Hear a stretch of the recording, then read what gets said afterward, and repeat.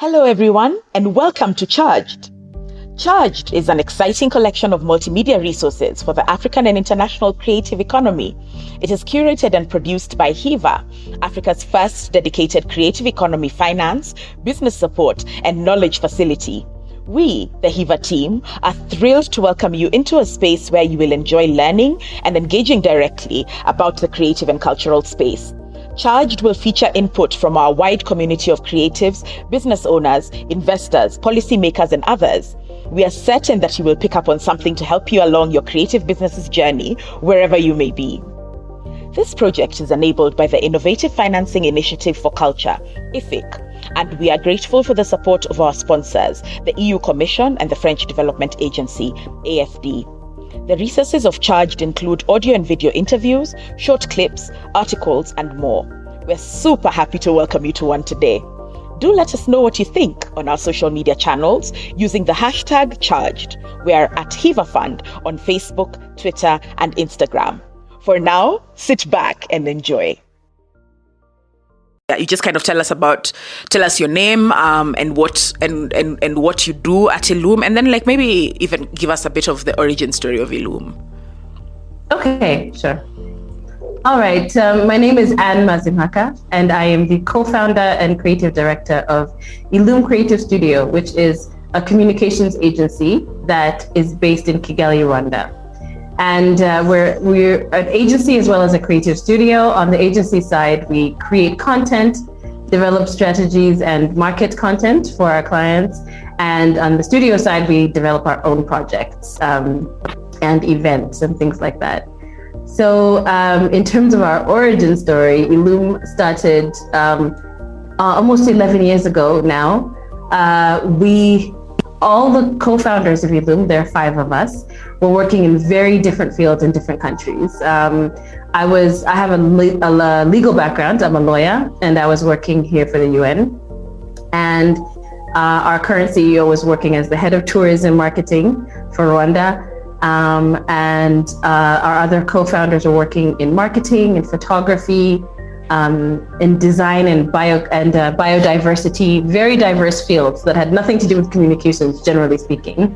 And we were brought together to work on a project. So our CEO, who is also my sister, was organizing the Pan-African Dance Festival, which involved countries from around the continent coming to Kigali, and she had a short time to deliver on that.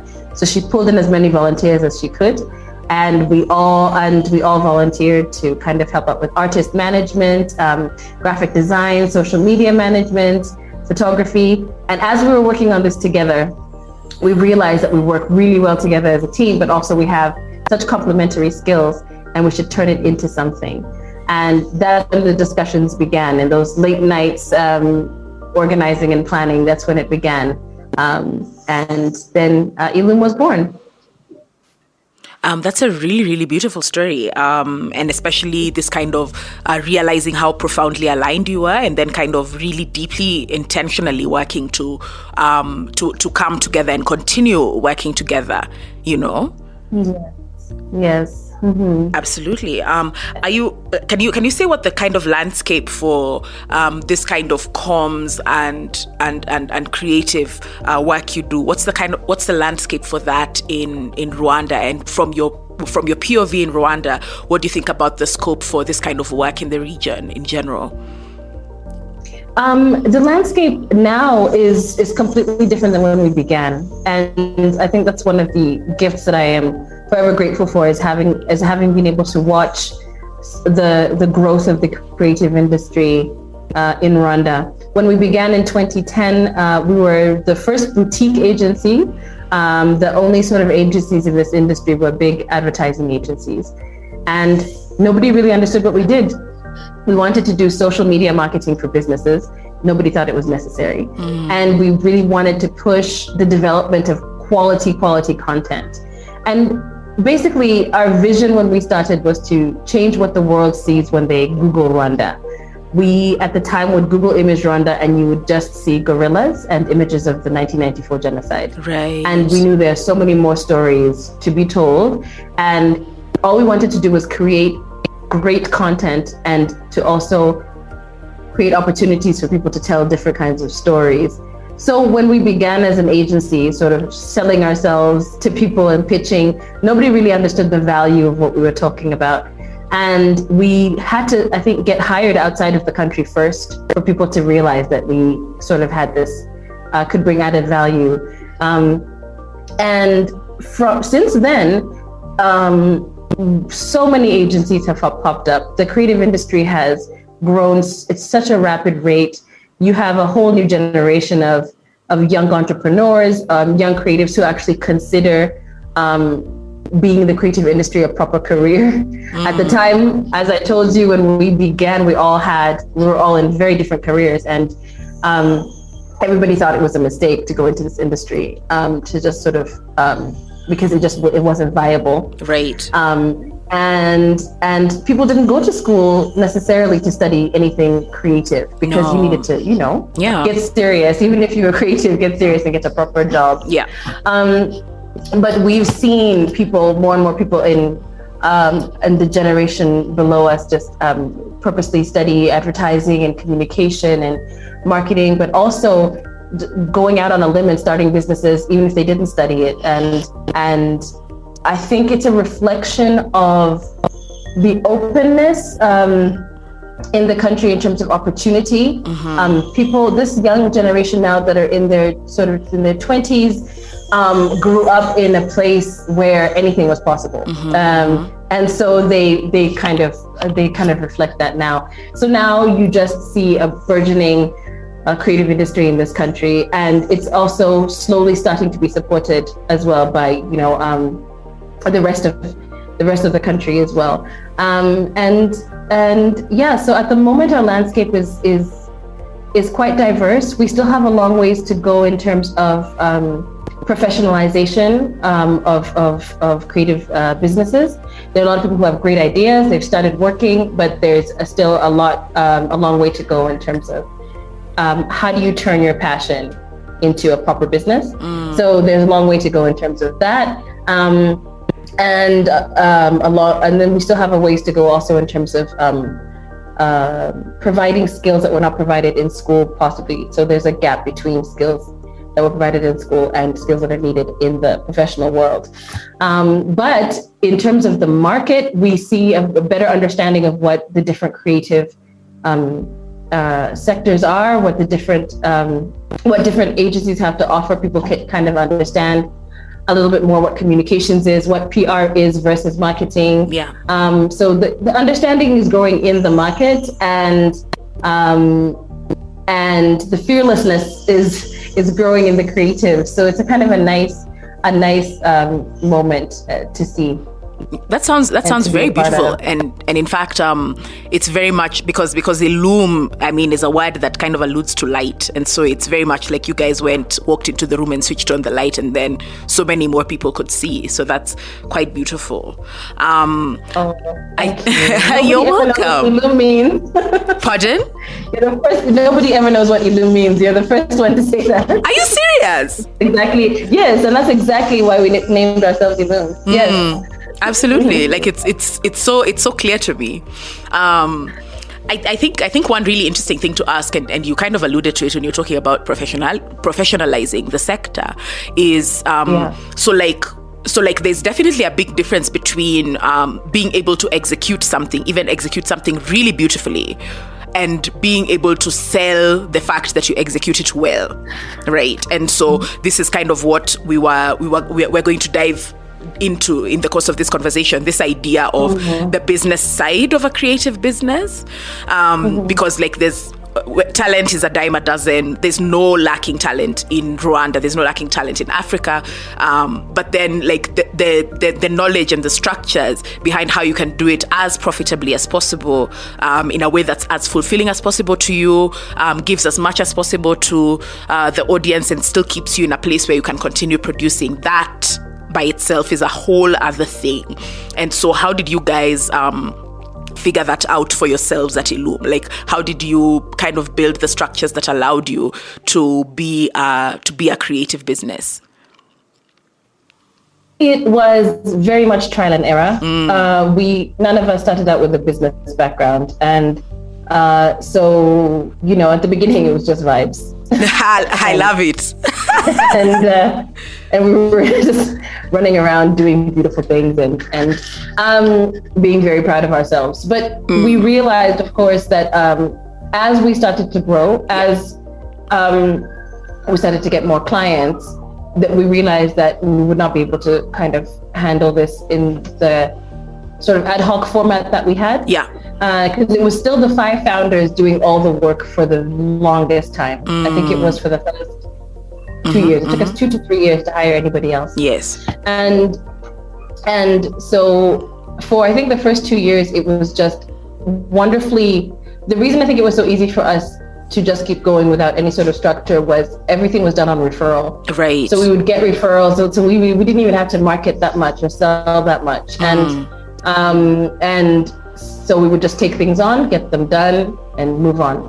And I think as we started to grow, we realized we needed a business plan, a real business plan. Right. And needed to put things into place because we were also not really knowing what was going on in terms of, we couldn't basically analyze the business. We didn't know, we couldn't do any forecasting. We couldn't really plan properly because we had never looked at ourselves and our structures. So we just began by putting in key roles like operations and things like that, and hiring an accountant just to keep us on track and all of those things, because we realized we really did have to change into a business. And we took some courses, because sometimes you can make it work for a little while, but if you don't know, ask for help, find people who can help you, who know what they're talking about. So we entered into myself and the CEO entered into a business program for women business owners, and that really helped us in terms of developing our first business plan, our first real business plan. And from that moment on, it was just all about putting in structures and processes, because when you don't have those in place, you don't know where you're losing money. Right. You don't know if you're profitable at all. You don't know whether the services that you're offering are actually bringing anything in.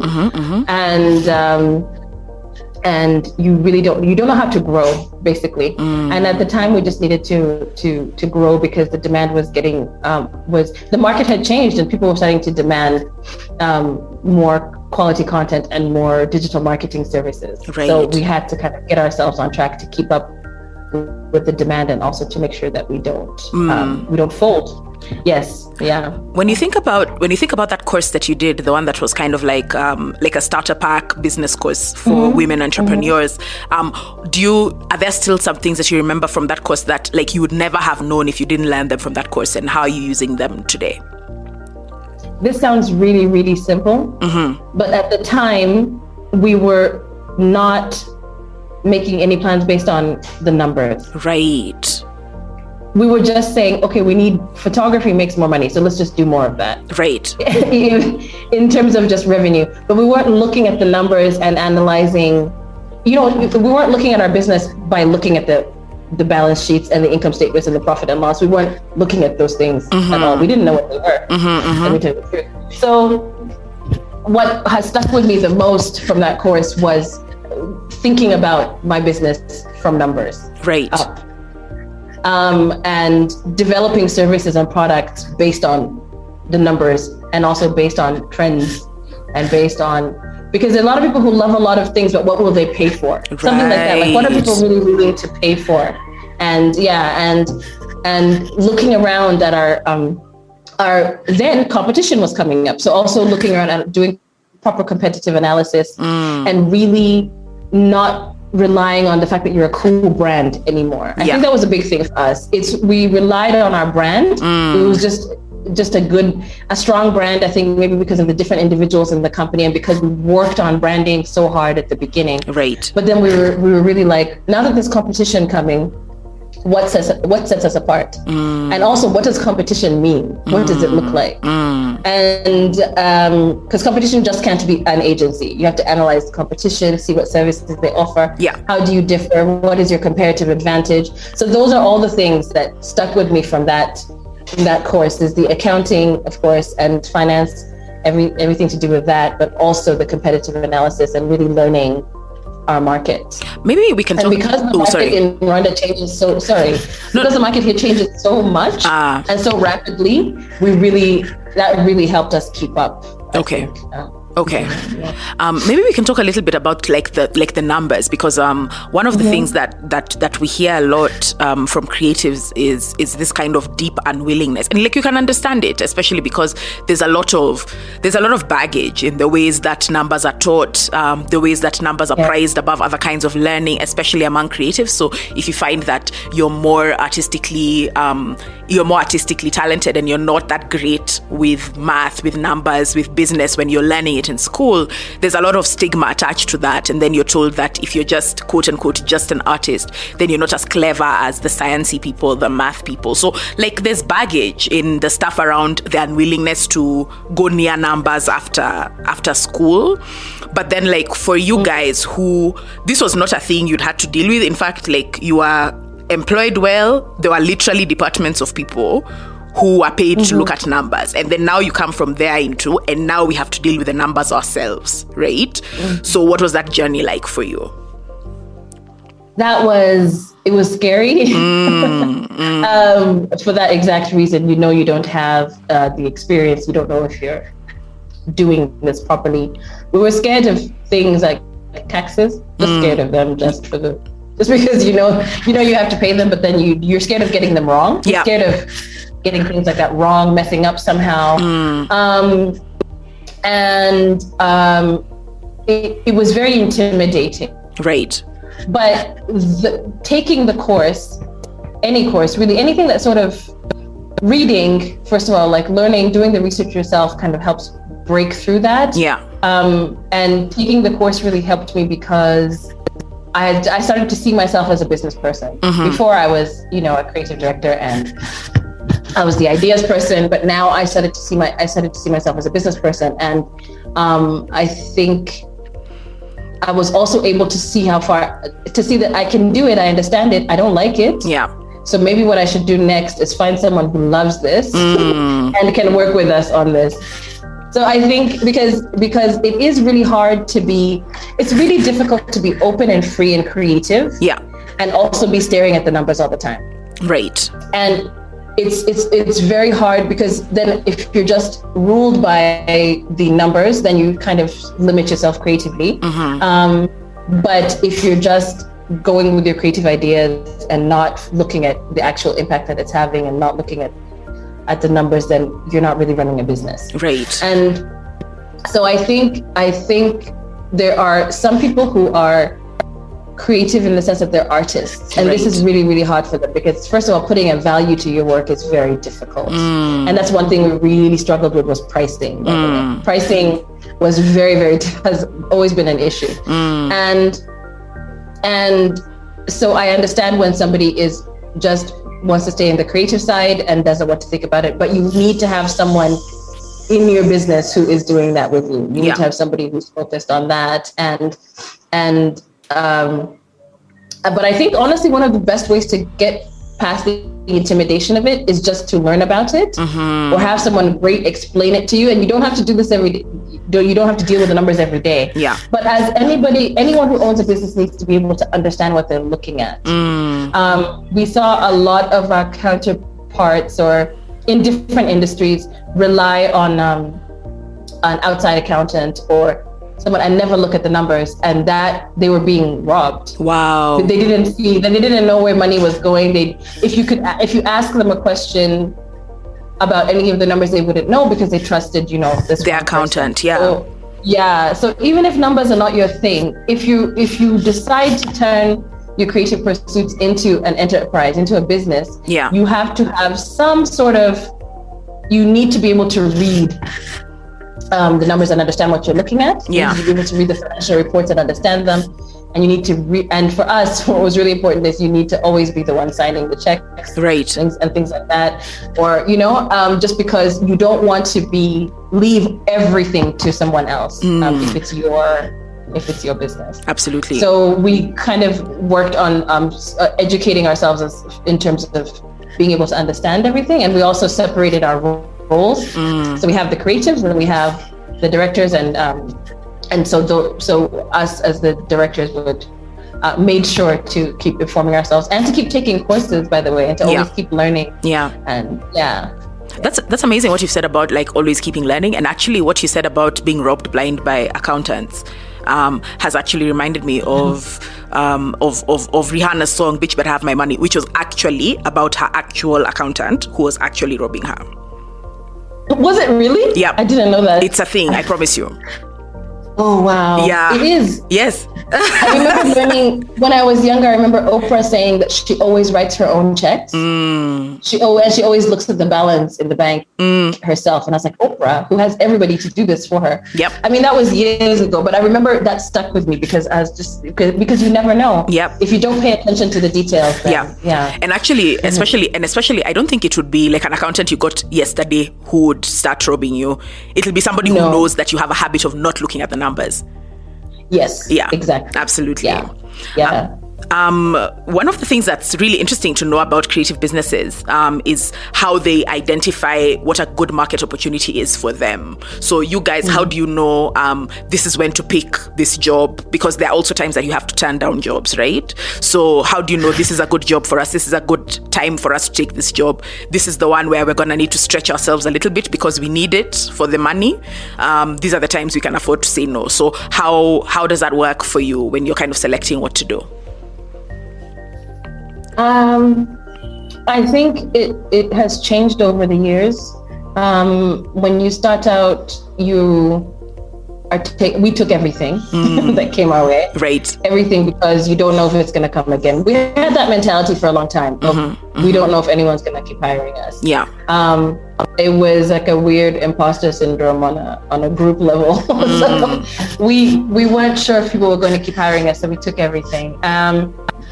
But then you realize that you have to be quite strategic about the decisions you make and the clients you take on. And now we consider several things. We consider whether the stories they want us to tell align with our values. Right. So there can be a company that comes to you and has a lot of money and it's a big account. But if the stories you're telling and you're putting out there do not align with your values, we don't want to do it. That was one thing for us. Of course, we learned that by taking a job that we shouldn't have taken and being, just not liking what we were putting out there, not being comfortable with it. And we now really want to match the clients that we take on with our brand and our values. But also, we look at the potential possibly for the client becoming a repeat customer. We look at that. We look at possibly the network that it can create for us.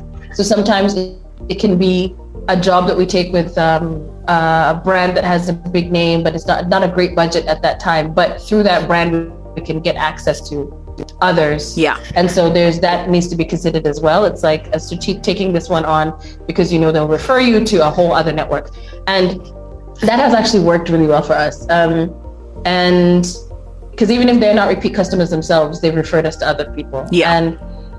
And then of course it's the hardest part is saying no, because you are in the habit of saying yes, and you do need to survive, and who turns down money? Yeah. But there are jobs that look really great and the budget does not make any sense and you'll be making a loss. Right.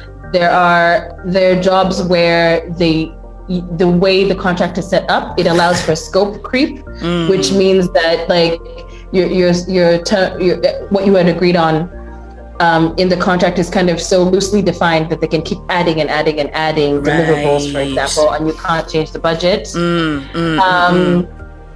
And of course, now we look at the average time that company takes to pay as well. Right. Because we ran into big cash flow problems because we would take on a seemingly big client who would take months and months to pay.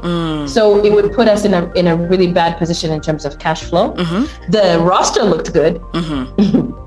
And we were doing the work, but there was no cash coming in. Right. And we didn't know when it was coming in because it's a big organization, for example. They're just like, this is our policy.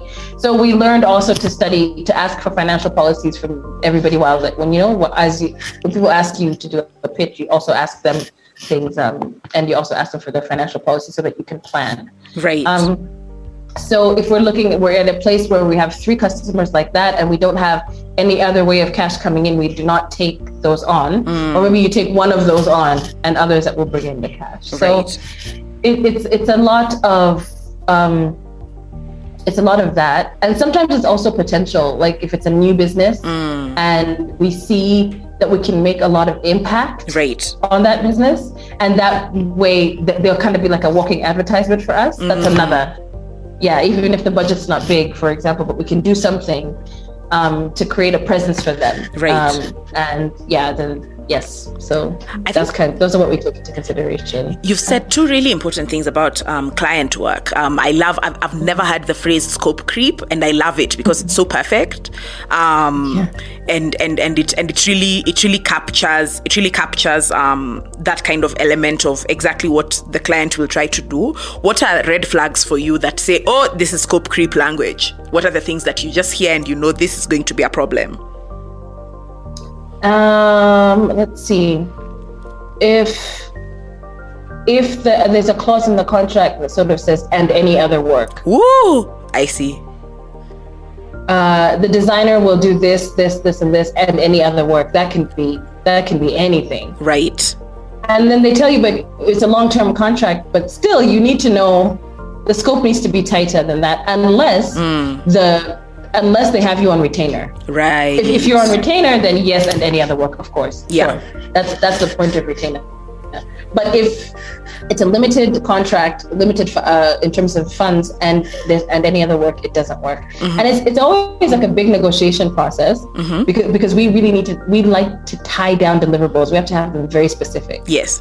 If you're not going to have us on retainer for this amount of money, you're going to get literally this many videos. Yes. It has to be that specific. We do that. So, and any other work is one of those red flags. Also, charging by the hour. Yeah. For an agency is a red flag, because that can result in scope creep, but also then you invoice for the extra hours and they refuse to pay you because that wasn't the agreed upon amount. Wow. Yeah, because they have a budget for you, but then they say do this by the hour. That happens sometimes as well. Okay.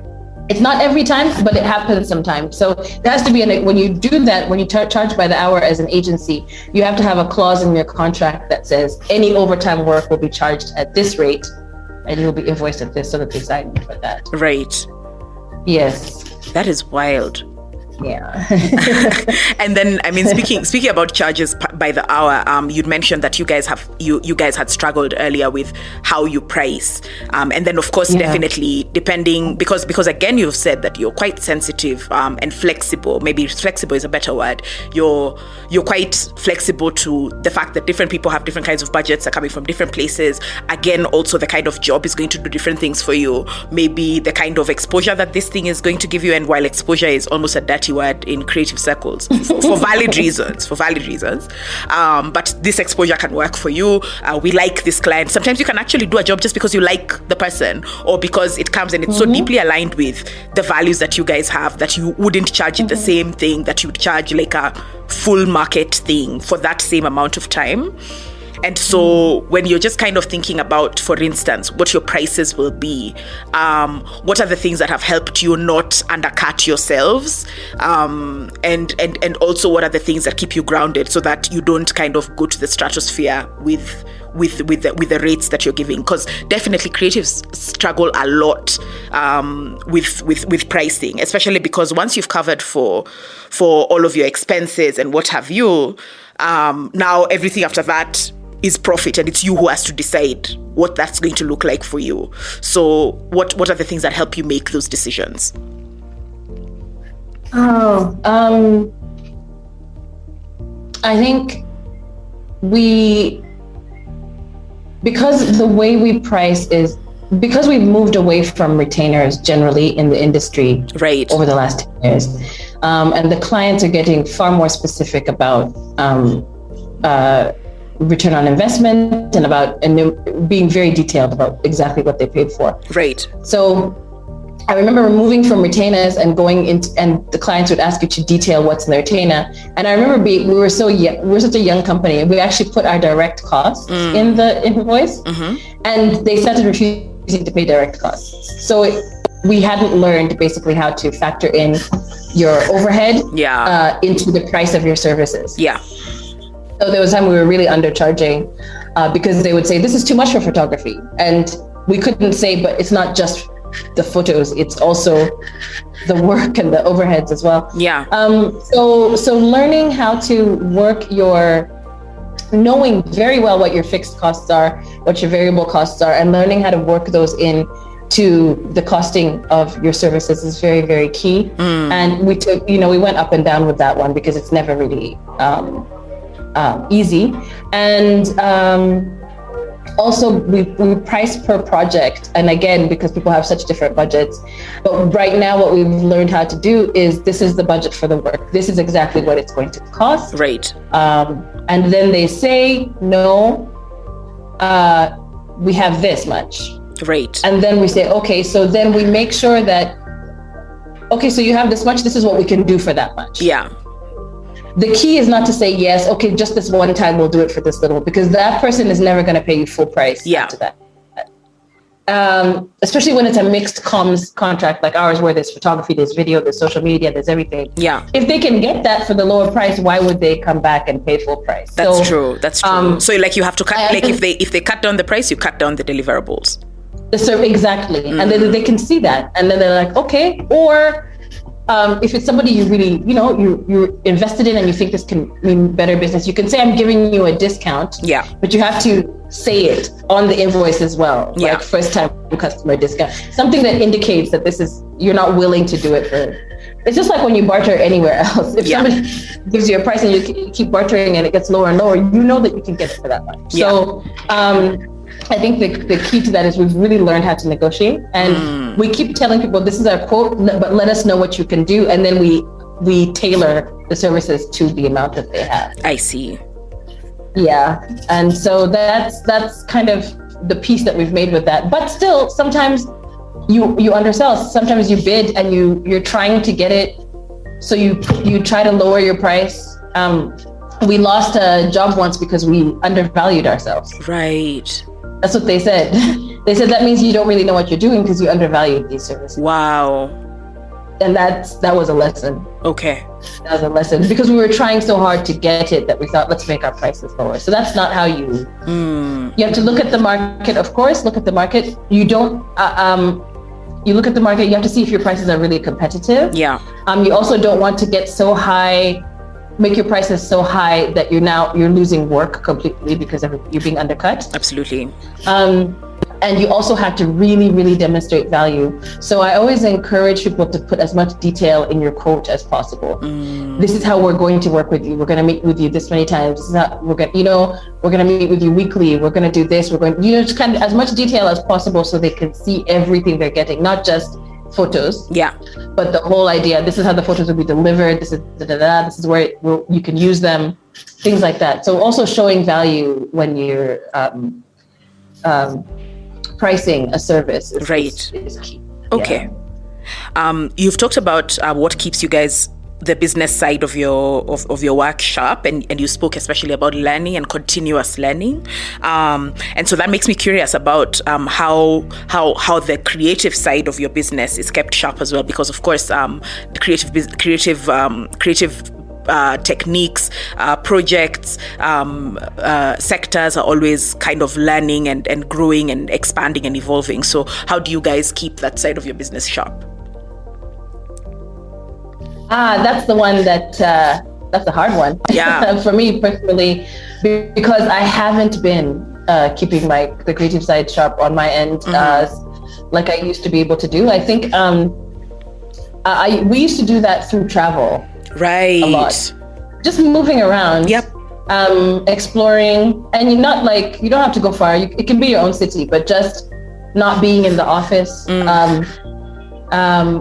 Experiencing life, because then that's when you get your motivation, and also taking the time out to think. So I realize now that during the pandemic just kind of was, 2020 was really stressful. We were on lockdown for most of the year. So every day was the same day, and every hour was the same hour. And there was kind of like no inspiration around a lot. I mean, not the way I had been used to finding it, which is moving around. Right.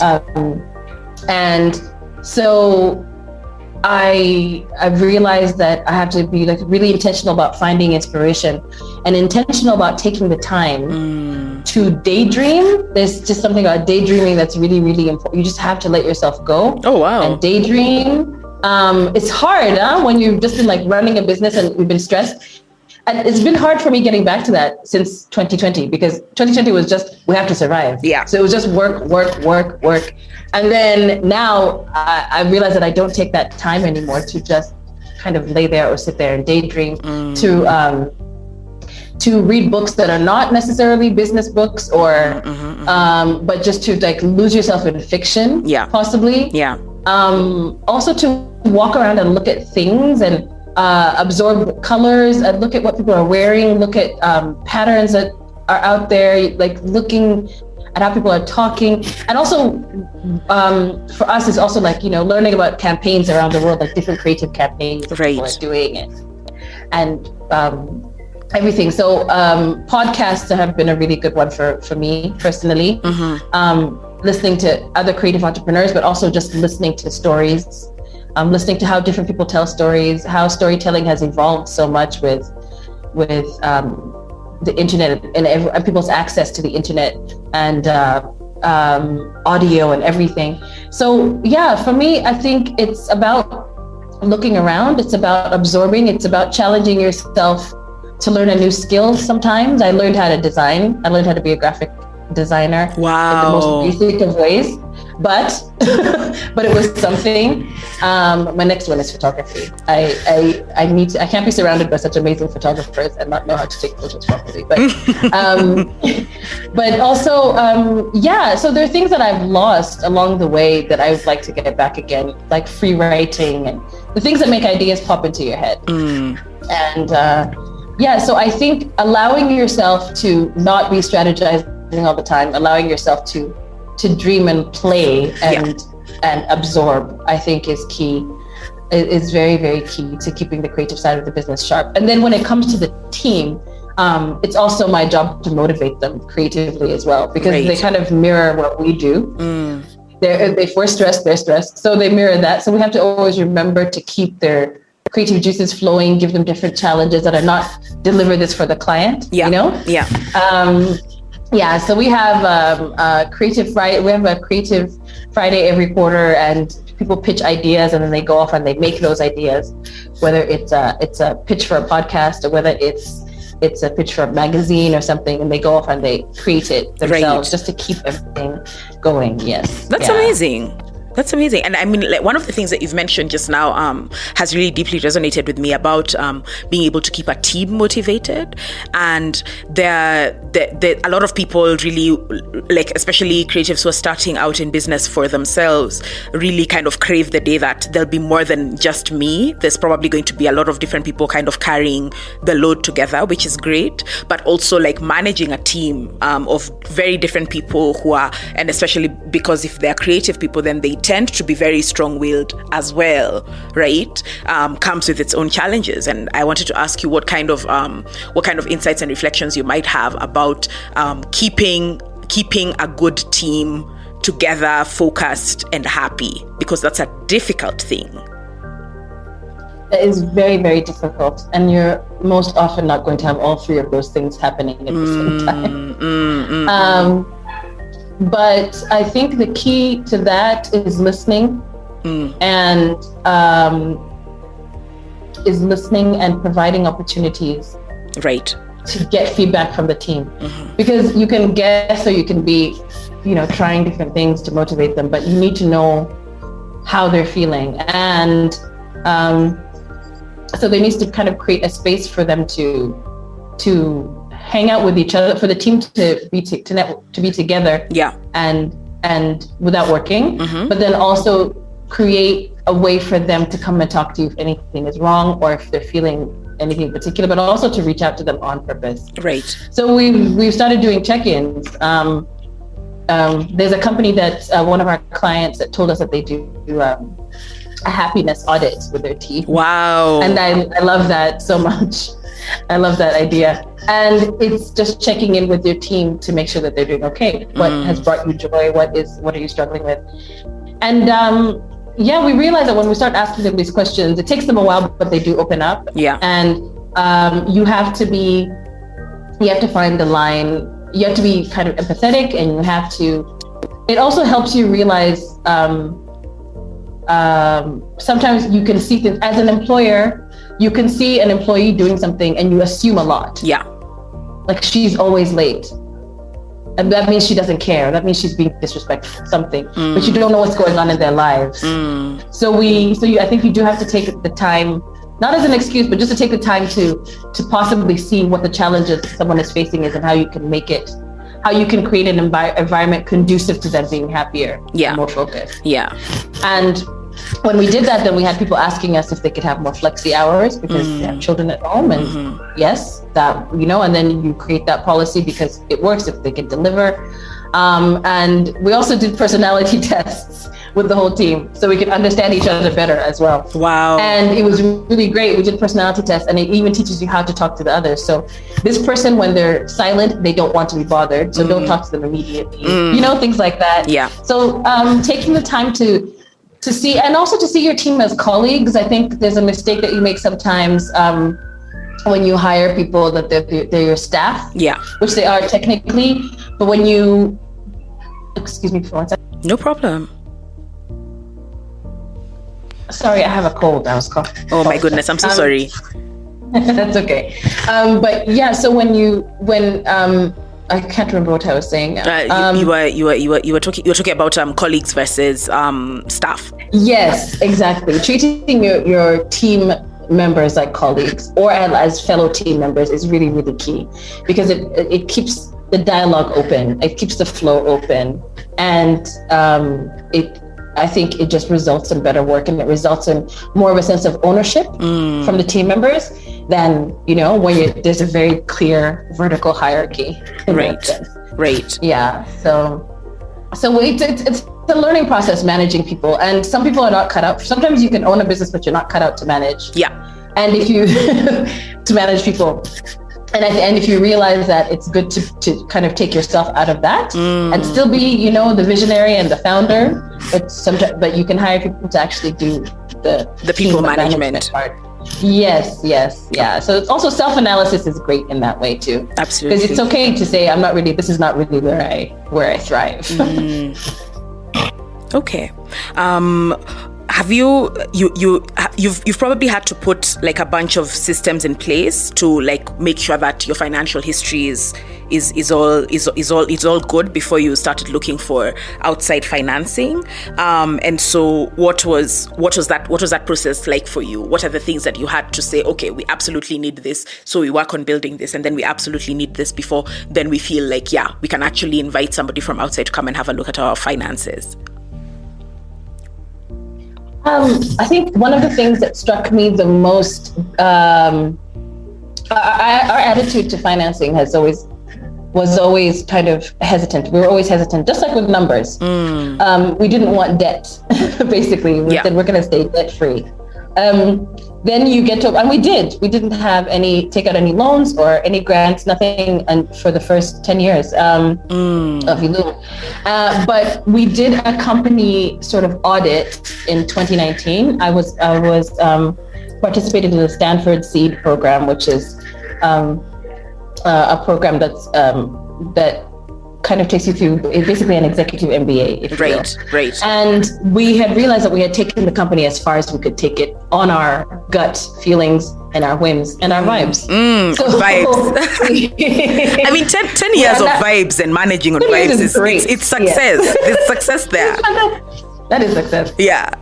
But we realized that the vibes wouldn't take us to the growth stage of things, like a big growth. So I was in this program, did it for a year, and we created a transformation plan. But part of that transformation plan was and was really auditing ourselves. Right. And figuring out where we were weak. And it was indeed the systems and the processes.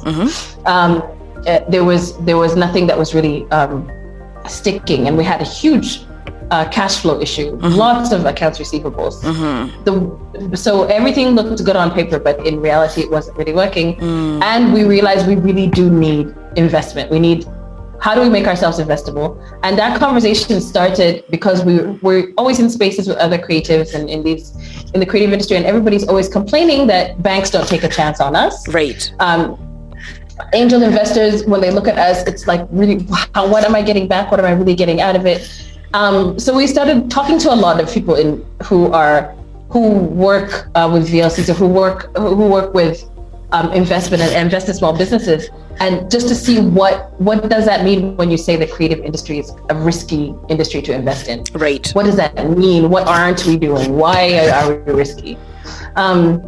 So we took the time to understand that, and we thought, let's work on ourselves to make ourselves as investable as possible. Let's see and let's try. So it had to, of course, be the system. We had to do change management, number one. We couldn't just have the 5 founders anymore. Right. We needed to have everyone doing optimally what was right for the work. So our outgoing CEO became the CEO of our publishing arm, and so he left because he wasn't the right fit to take the company forward in this way, because he wanted to do other things. Right. So he moved there himself, because and we've since published 2 books. And then we took out the rest of the 2 founders out of management, because they were more in sort of creatives. So becoming the head of photography, and then that left myself and the CEO, and then we hired an operations manager, right, and 2 account managers. So now it's like proper management team. And then governance, we looked at governance. We've never had a board. So putting in place the accountability system, basically, is what we had to do. And then, of course, putting in place all the financial systems that we needed. So we have an outside accounting firm and a tax advisor, and then the software that we need in-house to kind of keep track of our finances as well. Right. And then we also hired a lawyer just to make sure that everything is compliance, that we're compliant. So all of those things we had to bring in a lot of outside people, right, who were really good at what they do, that were not us, essentially. And so put the right people in place, and then put the right processes and systems in place, and that just to prepare us to seek financing. That sounds like it was a very challenging thing to do, and it sounds like stuff that you did over a period of time, because like that amount of change in a short period of time can be really dizzying, actually. Yeah. I think we did it over a year, over 1 year. Yeah, and even that year is a short time, busy, you know. It was really short. Yeah. It was quite a bit of change. But we just knew, once we came up with the plan to transform our business, then we gave ourselves 18 months to kind of start out. And then of course COVID came and froze everything, and then we started again. But luckily, again, because we talked to the whole team through everything, we talked to everybody about everything, what we're doing, we're trying to grow. Yeah. And when you talk to the whole team and you're transparent about everything, then it kind of, everything fell into place. That makes a lot of sense. That makes a lot of sense, and I'm really glad also that you talked about like change management as a thought process and as an engagement in and of itself. It's an entire project to change. So to imagine that you can just kind of step in and you just kind of transform the logistics of the thing without taking the time to transform the idea behind it. Yes. I mean. Yes. Like you have to go through your change like a person who is going through change, not imagining that you can soldier through change and it'll be fine. Yeah, and all those things that I mentioned were none of them was easy. Absolutely. We've been. Hi Anne, I think we've lost you. Hello. Hello? Hi, we can hear you now. Okay. Yeah, you were saying that none of the changes was easy. Yes, none of the changes was easy. Especially when you start with, a founding team. Yeah. It's hard to know who you are outside of the company. It was hard for us to define ourselves outside of the company as individuals. Yeah. And so that change actually took each individual taking a journey on their own to be like, who am I? What do I bring to this? Do I still bring what I was bringing before? Can someone do this better than me? Yeah. Or differently than me? So there's a lot of self-analysis involved, and not everybody went through the same growth at the same time. Yeah. Which happens. And then, of course, in changing processes, you do have to take the time to make them a habit within the team and to implement them. And there's backsliding that happens if you're not doing it actively all the time. So yeah, nothing was easy, and it took a lot of radical truth, and it took a lot of change and letting go of things. And also for me, I think the light came when I realized the way we have things now might not be the best way for the company to go, and I might not have all the answers. Right.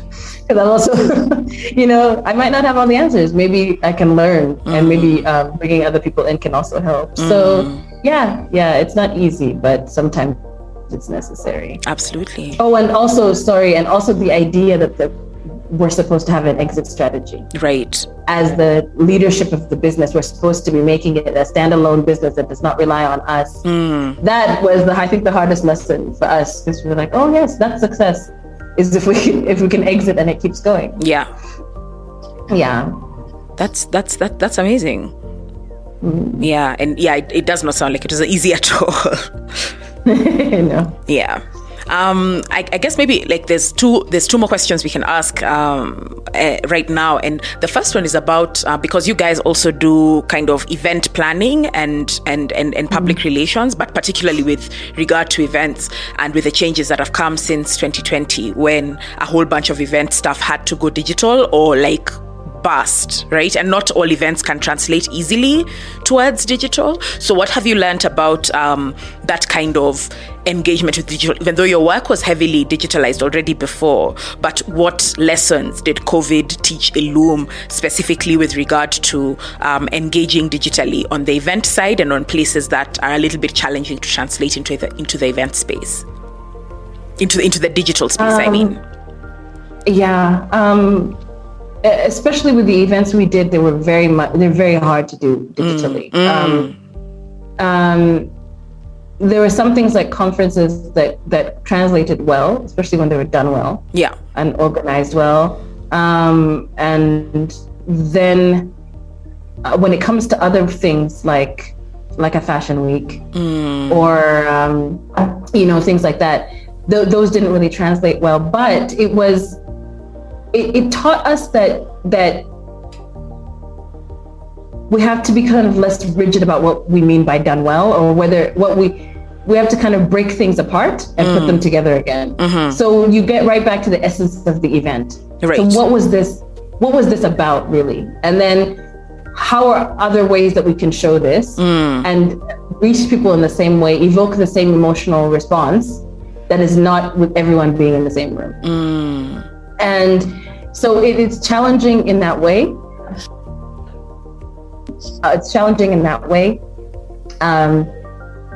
But we still don't have a lot of the answers. We have one big annual event that has been our sort of trademark for the past 10 years, which is Dîner en Blanc, which is the white dinner. Right. And that has been on hold since 2018, right. Since 2019. And we don't know how to bring that back right now. But that's a global thing with this event, because it's a global event. None of us are sure what to do, because you suddenly have a huge responsibility. Yeah. You don't want to put the need to have this event before public health. No. You don't want to, So it also means that for PR professionals and for events professionals, you actually have to become a public health professional as well. Right, because this thing is having such a big effect on how you're doing business. You can't afford to not know about it. Yes, you can't afford to not know everything about it. And now you also are the source of information for your participants. Right. So they come to you for everything. So you have to know about the testing, and you have to know whether the tests are valid, and you have to know when to spot something that's off. If someone has a fever, you have to know what to do. The protocols, just the protocols alone. So we're realizing that going back into events will require like a COVID team, like a protocol team. Yeah. That's only focused on keeping people healthy and keeping the spaces safe. And because this pandemic hasn't gone, because we keep talking about post-pandemic, but it hasn't gone anywhere. No, but still very much intra-pandemic. With it. Yeah. Yes, exactly. So we have a huge responsibility, and we see that people are in a bind. You're losing a lot of money not being able to put on live concerts, but at the same time, you're taking on this huge responsibility. But I think it's on us to kind of guide the public or guide the clients about what's possible and what's not possible. And in terms of the future, I feel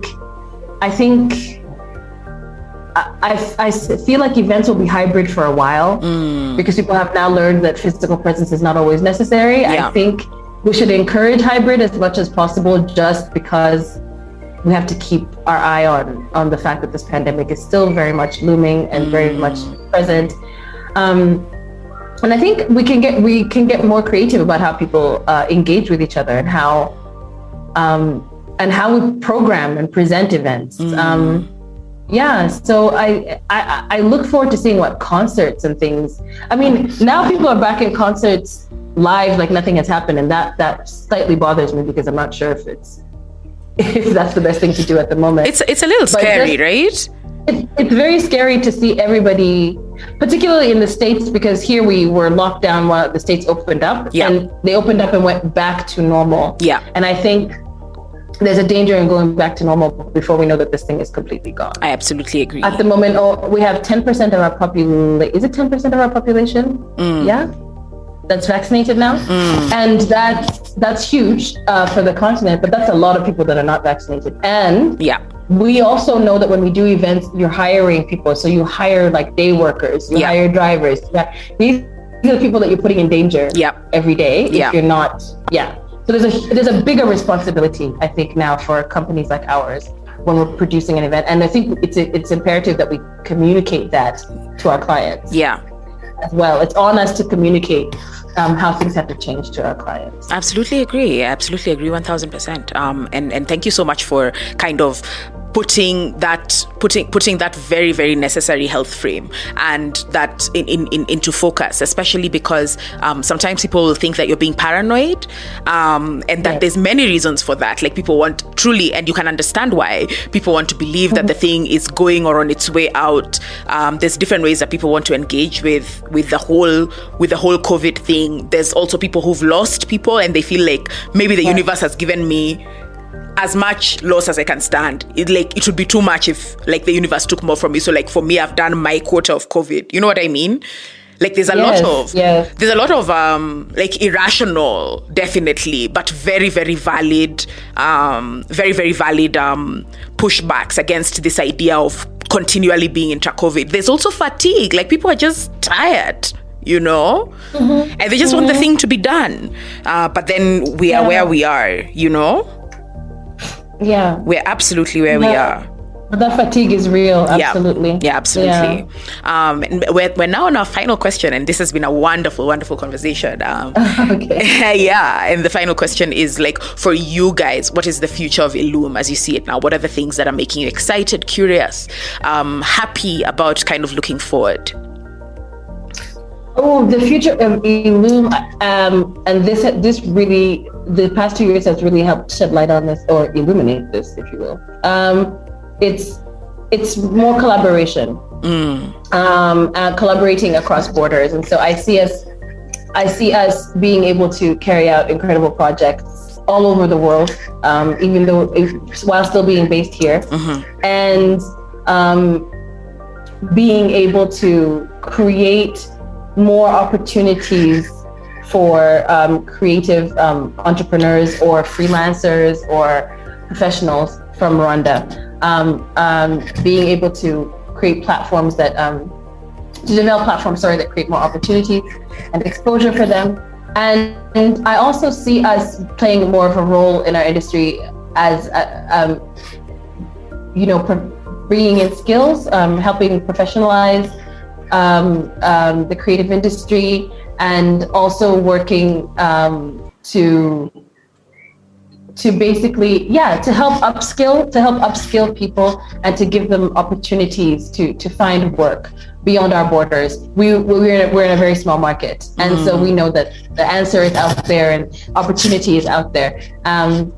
So we do see ourselves growing outward, absolutely, but through collaborations with all these amazing creatives across the continent and across the world. And that had started to happen before the pandemic already. Yeah. And so we're looking forward to more of that. I mean, I think you're very much on the money, and maybe not just on the money, but even like in the zeitgeist of things, because there's definitely a kind of hunger for community, and not just among creatives, but in general, because we're so separate from kind of centralized running institutions. People are a little bit more detached from their governments than they used to be. We're a little bit detached from these large kind of media organizations, and we're increasingly turning to one another for the information that we need for different things. For this public health information you were talking about earlier, this is where to get something that's reliable, and people are knowing that increasingly we're going to have to turn to each other. So definitely, I strongly believe that the things that Illume want to do in partnership with so many other people, they'll definitely come to pass, simply because of that, and also because together there are things people are able to see that they were not able to see as individuals, and you will definitely help them see things, and they will help you see things, and to just kind of have this beautiful evolution together. Yes, exactly. Yeah. I'm really grateful, Anne, for this wonderful conversation. Thank you so much for sharing from Illume's journey. Thank you so much for bringing to light in the beautiful way that you guys do. That's so on brand for your name. Bringing to light all of these thoughts around the business side of creativity, the challenges of that side, and also the beautiful things that can happen sometimes when things align and just kind of flow. And we really, really wish you and the whole Illume team well in everything that you want to do going forward. And we are really excited to continue our relationship with you as HEVA. Thank you so much. Thank you for having me. And thank you for being an inspiration. The work that you guys do has inspired us for years. So yeah, absolutely. So thank you so much for having me. And yes, I look forward to talking to you soon. All right. Thank you, you too. Bye.